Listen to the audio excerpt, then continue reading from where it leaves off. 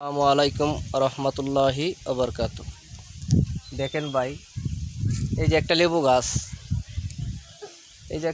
দেখেন কি সুন্দর লেবু ধরছে।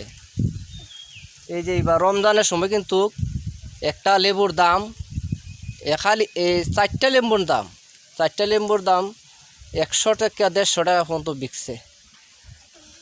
আমি দর্শকরে বলবো যে প্রত্যেকের বাড়িতে বাড়িতে একটা লেবু গাছ লাগাইবেন।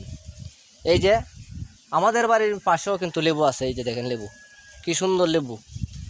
এই যে এই গাছটা আমি যে নিচের পক্ষ কইলো 500 লেবু আছে, বা 500 থেকে 700 লেবু এই গাছটার মধ্যে আছে।